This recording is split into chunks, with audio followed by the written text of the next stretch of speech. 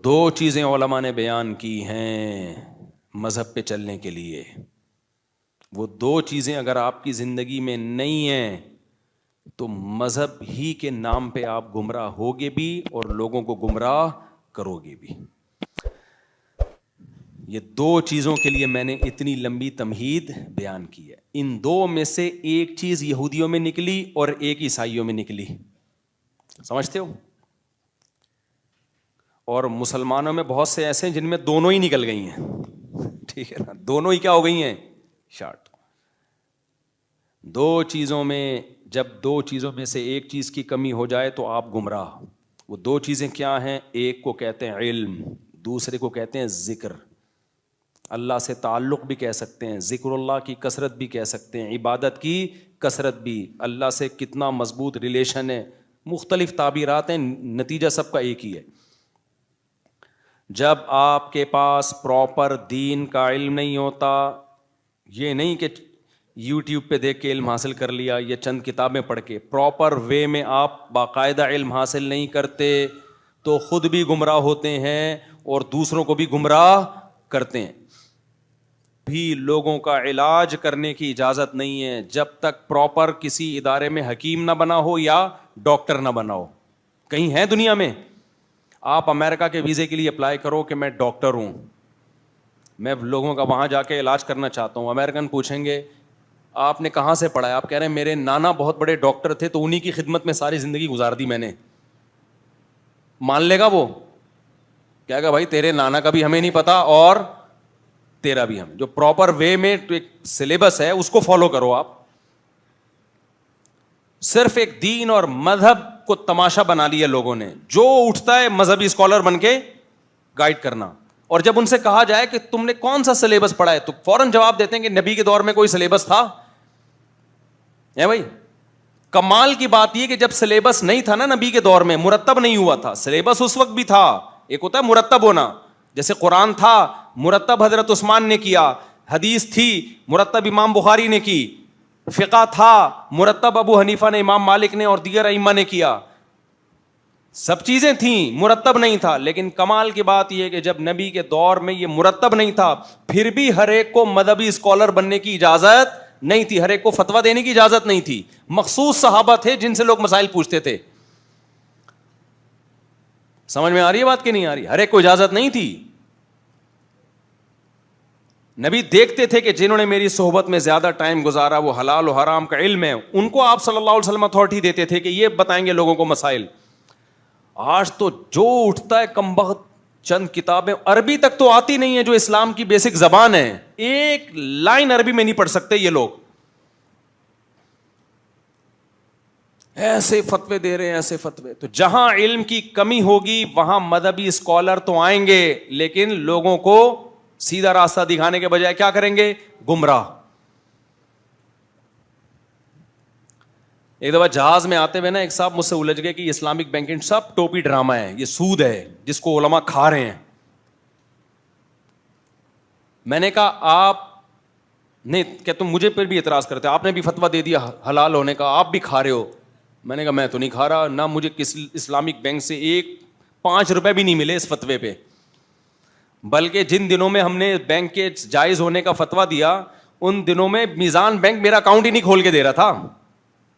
میرا کلپ چل رہا ہے, اکاؤنٹ نہیں کھول رہا وہ, کیونکہ میں ایسی پگڑی میں گیا تھا, ان کو لگا کوئی پتہ نہیں بم تو نہیں رکھ کے آیا بھائی. میں مشہور نہیں تھا زیادہ اس وقت, میں نے کہا کہ شاید یہ داڑھی ٹوپی پگڑی اللہ خیر کرے کوئی.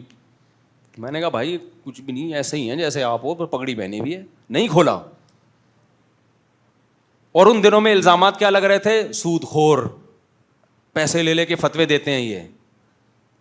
سمجھ میں آ رہی ہے بات کہ نہیں آ رہی ہے؟ تو ایک صاحب جہاز میں الجھ گئے, ماشاءاللہ بڑی داڑھی, یہ کیسے کر دیا. میں نے کہا آپ کو سود کا الف بے بھی پتہ ہے کہ سود کسے کہتے ہیں؟ میں نے کہا آپ بتائیں. کہتے ہیں سود کہتے ہیں پیسے سے پیسہ کمانا بغیر محنت کے. یہ ڈیفینیشن کون سی کتاب میں لکھی ہے, پیسے سے پیسہ کمانا بغیر محنت کے؟ کہتے ہیں وہ سودی بینک بھی پینلٹی لے رہے ہوتے ہیں اور غیر سودی اسلامک بینک بھی پینلٹی لے رہے ہوتے ہیں, کان ادھر سے پکڑو ادھر سے پکڑو. میں نے کہا بھائی اسلامک بینک پینلٹی لے کے چیریٹی کرتا ہے, وہ اس کا پروفٹ میں نہیں ہوتا. وہ پینلٹی لیٹ کس جمع کرانے کی پینلٹی ہوتی ہے, سزا کے طور پر, وہ چیریٹی کرتا ہے. سود خور جب سود لیتا ہے تو وہ اس کا پروفٹ کا حصہ ہوتا ہے, اس کا پروفٹ ہے وہ.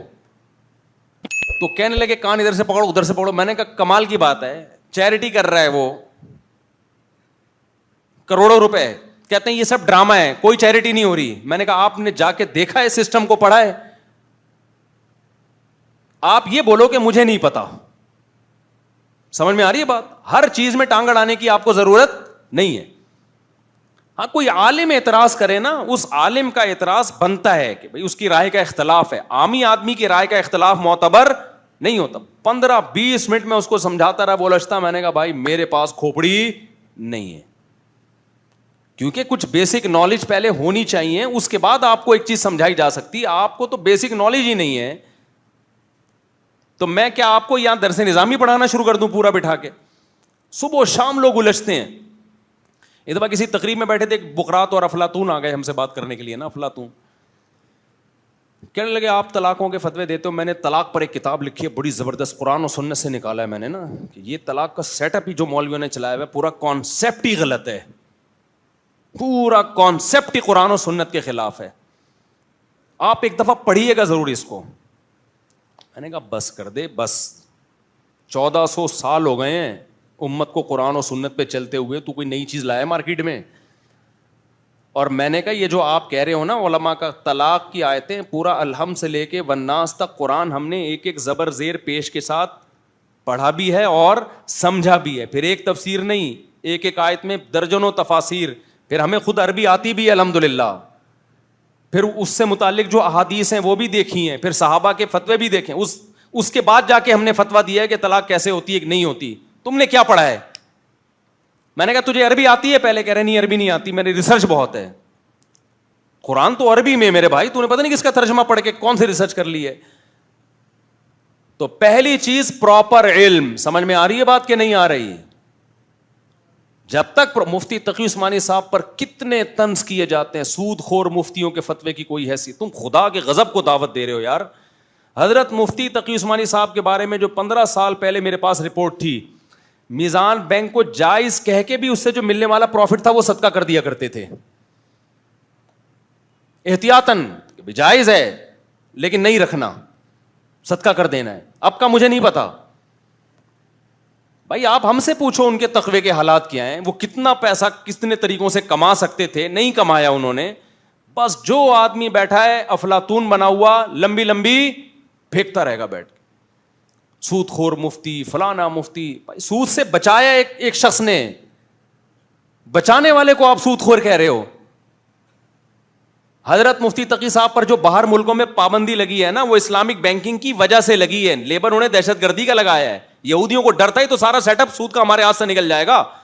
امریکہ کو پتا ہے کہ یار اس کا سودی بینکنگ کا بیڑا غرق کر دیا مفتی تقی عثمانی صاحب نے, اور یہاں لوگ کیا کہہ رہے ہیں, سود کو کیا کر دیا, اسلام کا لیبل لگا کے حلال کر دیا. جب آپ کے پاس نالج نہیں ہے آپ چپ رہو, لیکن پاکستان میں چپ رہنا دنیا کا سب سے مشکل کام ہے.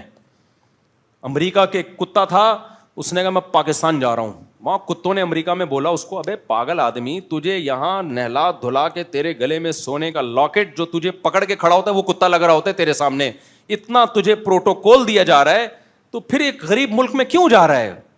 وہاں تو 2 ٹکے کی حیثیت نہیں ہے کتوں کی, یا کوئی ویلیو ہے؟ بے روزگار کتے ہیں سارے.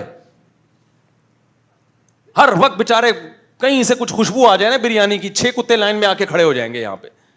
بے روزگار کتے ہیں. تمہیں یہاں ویکسین ٹائم پہ ہوتی ہے, تمہارے گلوں میں پٹے ہیں, تمہاری پورا وہ نادرا کا جیسے ان کا جو بھی نادرا ہوگا پورا ریکارڈ ہے تمہارا. کیوں جا رہے ہو پاکستان؟ کتے نے کہا یار ایک فیسلٹی یہاں امریکہ میں نہیں ہے. کیا کہتے ہیں؟ وہ جو وہاں جو بھونکنے کی اجازت ہے نا وہ یہاں ہمیں نہیں ہے. وہاں بھونکنے پر کوئی پابندی نہیں ہے, تو یہاں لوگ بھونک رہے ہوتے ہیں. مفتی تقی صاحب معاذ اللہ سود خور ہیں, انہوں نے سود کو حلال کر دیا. مفتی تقی صاحب کا ایک ٹکے کا فائدہ نہیں ہے, اور یہ مفتی تقی صاحب کا اکیلے کا کام تھوڑی ہے. یہ تو پیچھے مفتی رشید احمد صاحب رحمۃ اللہ علیہ, علامہ یوسف بنوری رحمۃ اللہ علیہ, بڑے بڑے علماء, مفتی شفیع صاحب رحمۃ اللہ علیہ, اور ان علماء کی صحبت میں ہم نے وقت گزارا ہے, ان کا تقویٰ کو اپنی آنکھوں سے دیکھا ہے. شبہے کی بنیاد پر لاکھوں لاکھوں روپے صدقہ کرنے والے لوگ, ان کو آپ کہہ رہے ہو کہ سود خور بنے ہوئے, کروڑوں روپے لے کے جناب وہ حلال کر دیا انہوں نے. مفتی کا کام مفتی کو کرنے دو, اس کے کام میں ٹانگ بولو مت اڑاؤ.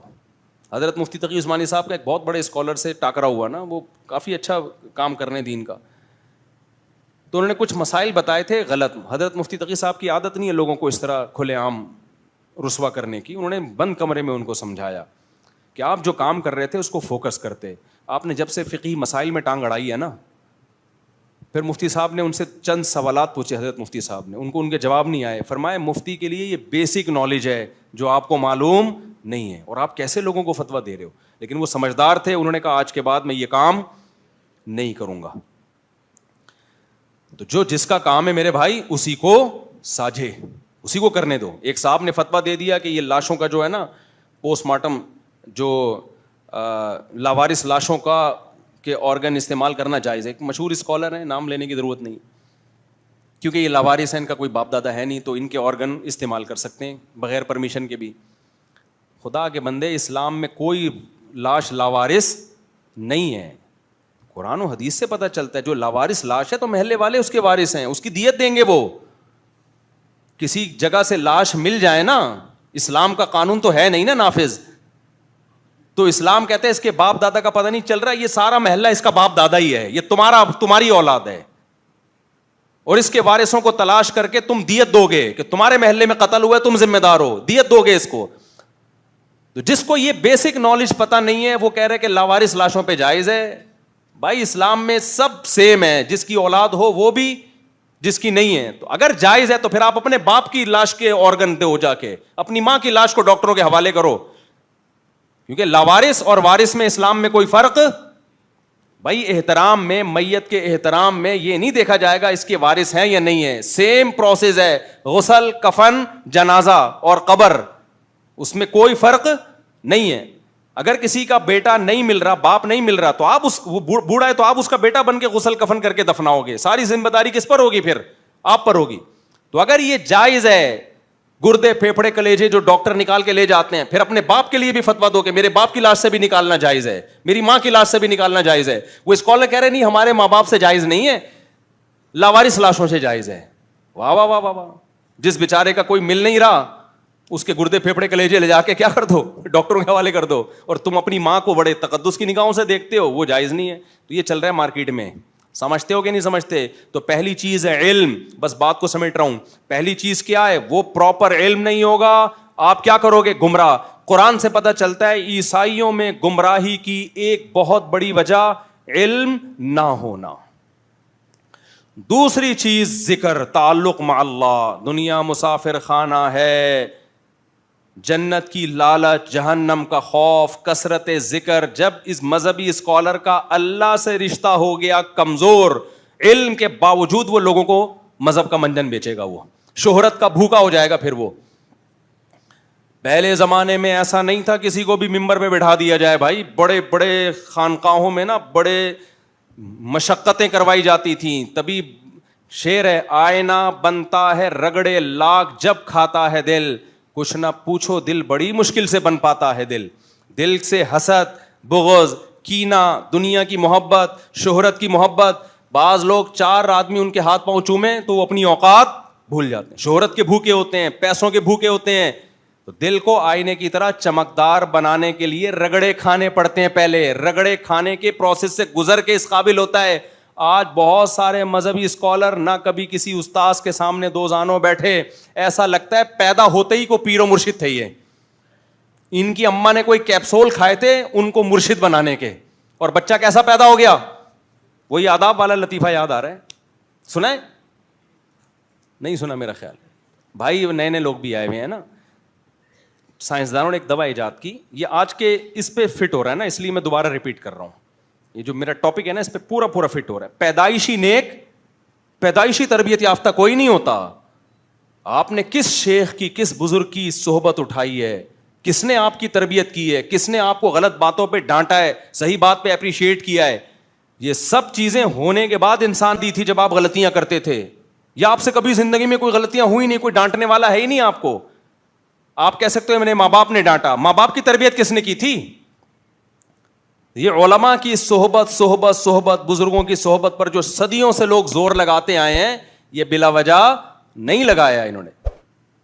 حضرت مولانا طارق جمیل صاحب سے جو اللہ نے دین کی اتنی خدمت کی, وہ بتاتے ہیں بعض دفعہ میں نے حاجی عبد الوہاب صاحب کی اتنی ڈانٹیں کھائی ہیں, اتنے تانے سنے ہیں کہ اللہ نے مجھے ہی ظرف دیا تھا کہ وہ برداشت کرنے کا, ورنہ یہ برداشت کرنا آسان نہیں ہوتا.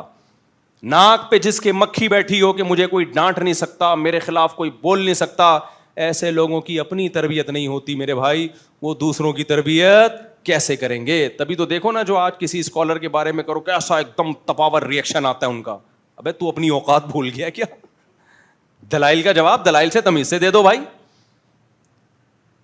تو تربیت ہو آپ کی, تربیت کا مطلب ظاہری ایٹیٹیوڈ نہیں, تربیت کا مطلب دل میں نہ لالچ ہو, نہ شہرت کی بھوک اور نہ دولت کی بھوک. یہ دو چیزیں برباد کرتی ہیں انسان کو, شہرت کی لالچ اور پیسوں کی لالچ. یہ جب کسی مذہبی اسکالر میں آئے گی تو علم کے باوجود لوگوں کو غلط گائیڈ کرے گا وہ. تو وہ میں جلدی سے لطیفہ سنا دوں. تو ایک سائنسدانوں نے دوا ایجاد کی کہ بھئی یہ جب حاملہ عورت کھائے گی تو بچہ کیسا پیدا ہوگا؟ با ادب. ایک خاتون پہ تجربہ کیا, 600 mg کا کیپسول کھلایا, بچہ پیدا ہوتے ہی آداب. کھلا دو ایک عورت کو, جب ایک پہ اتنا تمیز ہے تو 4 میں کیا ہوگی؟ ہو سکتا ہے پیدا ہوتے ہی پریڈ کرنا شروع. 4 کیپسول تو بچہ پیدا ہی نہیں ہو رہا. بڑے پریشان ہو گئے بھائی, ڈیٹ اوپر ہو گئی, الٹرا ساؤنڈ کرایا, پتہ چلا 2 بچے ہیں.